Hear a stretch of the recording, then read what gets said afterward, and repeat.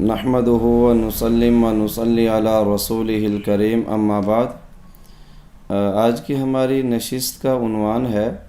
کہ جلسہ استراحت کی حیثیت کیا ہے۔ یہ فرض ہے، واجب ہے، سنت ہے، مستحب ہے یا مباح ہے؟ میرے بھائی، جلسہ استراحت کے مسئلے کو جاننے سے پہلے، اس کی حیثیت کو جاننے سے پہلے دو چیزوں کا جاننا ضروری ہے۔ نمبر ایک، جلسہ استراحت یہ مرکب ہے دو لفظوں سے، ایک جلسہ سے اور ایک استراحت سے، اور دونوں یہ عربی کے الفاظ ہیں۔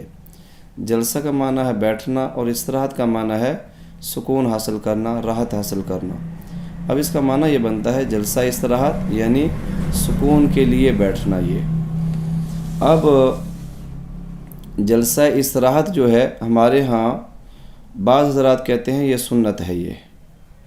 بالخصوص ائمہ فقہاء احناف کا موقف یہ ہے یہ سنت نہیں ہے۔ اب جلسہ استراحت ہوتا کہاں پر ہے؟ میرے بھائی،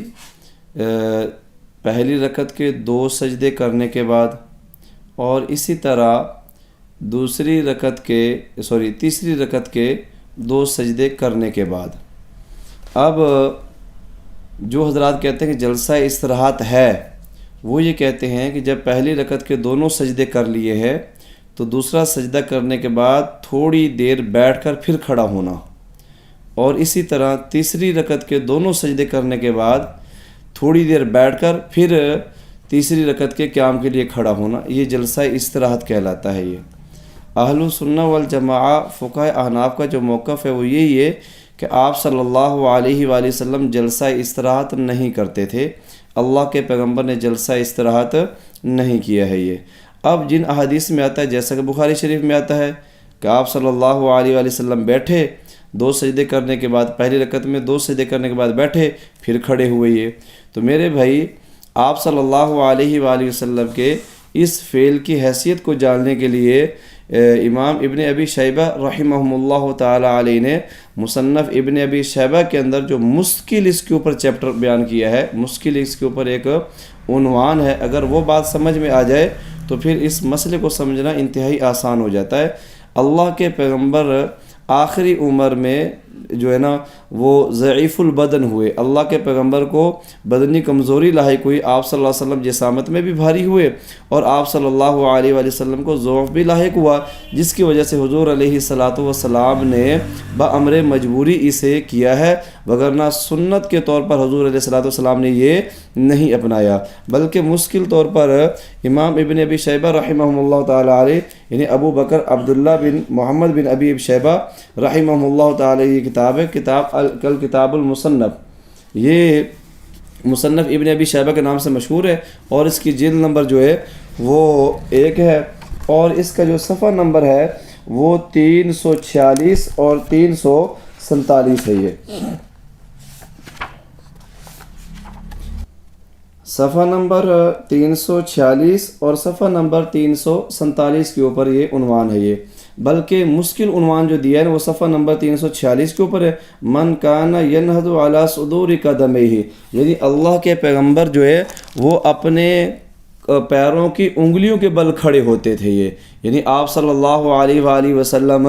بیٹھتے نہیں تھے۔ اب یہاں پر مختلف صحابہ کرام رضوان اللہ تعالی عنہم اجمعین اور مختلف حضرات صحابہ کرام نے اللہ کے پیغمبر کے عمل کو بھی دکھائی ہے۔ اب یہاں پر حضرت علی رضی اللہ تعالیٰ عنہ کا ایک عمل موجود ہے، صفحہ نمبر 346 پر ہے، اور حدیث نمبر 3978 ہے۔ یہ اب یہاں پر الفاظ ہے، کان علی رضی اللہ تعالیٰ عنہ ینہض فی الصلاۃ علی صدور قدمیہ، یعنی اللہ کے پیغمبر دونوں سجدے کرنے کے بعد اپنے پاؤں کی انگلیوں کے بل کھڑے ہو جاتے تھے۔ تو صاف ظاہر ہے کہ جو بیٹھتا ہے تو وہ پاؤں کی انگلی کے بل نہیں کھڑا ہوتا ہے، وہ تو استراحت کے ساتھ کھڑا ہوتا ہے۔ اب اسی طرح حضرت عبداللہ رضی اللہ تعالیٰ عنہ کا بھی یہ فعل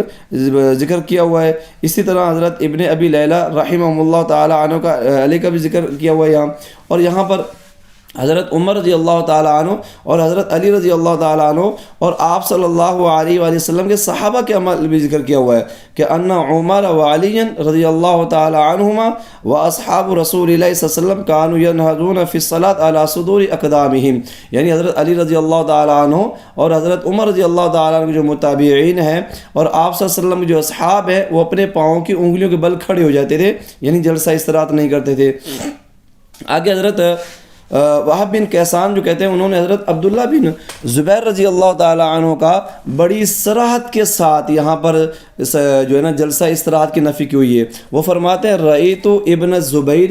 اذا سجد سجدۃ ثانیہ قام کما ہوا علی صدور قدمہ، یعنی جب وہ پہلی رکعت میں جب وہ دوسرا سجدہ کرتے تو وہ جیسے بھی ہوتے تھے فوراً کھڑے ہو جاتے تھے اپنے پاؤں کی انگلیوں کے بل، یعنی وہاں پر جلسہ استراحت نہیں کرتے تھے۔ آگے حضرت عبداللہ بن عمر رضی اللہ تعالیٰ عنہ کا بھی عمل لکھا ہوا ہے، حدیث نمبر 3985 کے اوپر۔ یہ آگے میرے بھائی حضرت عبداللہ بن مسعود رضی اللہ تعالیٰ عنہ کا بھی یہاں پر عمل لکھا ہوا ہے 3986 حدیث کے اندر۔ یہ فرماتے ہیں کہ کانا ابن مسعود رضی اللہ تعالی عنہ فی الرکعۃ الاولی والثالثہ لا یقعد حین یرید ان یقوم حتی یقوم۔ اب یہاں پر صراحت کے ساتھ موجود ہے کہ حضرت عبداللہ بن مسعود رضی اللہ تعالیٰ عنہ پہلی رکعت کے دونوں سجدوں کے بعد اور تیسری رکعت کے دونوں سجدوں کے بعد نہیں بیٹھتے تھے، قام کما ہوا یقوم، جیسے ہوتے تھے وہ کھڑے ہو جاتے تھے۔ یہ آگے میرے بھائی حضرات صحابہ کرام رضوان اللہ تعالیٰ عنہم اجمعین نے یہاں پر ایک اور حضرات صحابہ کرام رضوان اللہ تعالیٰ عنہم اجمعین کا ایک اور عمل لکھا ہوا ہے۔ فرماتے کانا اشیاخنا لا یمایلون، یعنی اذا رفع احدهم رأسه من السجدة الثانية في الركعة الأولى والثالثة ينهض كما هو ولم يجلس۔ یہاں پر یہ ولم یجلس کے الفاظ موجود ہیں۔ فرماتے جب وہ پہلی رکعت کے دوسرے سجدے سے سر اٹھاتے اور اسی طرح تیسری رکعت کے دوسرے سجدے سے سر اٹھاتے تو فرماتے ہیں وہ جیسے بھی ہوتے کھڑے ہو جاتے، ولم یجلس، وہاں پر وہ جلسہ استراحت نہیں کرتے تھے۔ آگے میرے پاس حضرت زبیر بن عدی رضی اللہ تعالی عنہ کا بھی یہاں پر یہ فعل ذکر کیا ہوا ہے، اور اسی طرح حضرت نعمان بن ابی عیاش فرماتے ہیں انہوں نے بڑی صراحت کے ساتھ اس کو نقل کیا ہوا ہے۔ فرماتے ادرکت غیر واحد من اصحاب النبی صلی اللہ علیہ وسلم فکان اذا رفع رأسه من السجدہ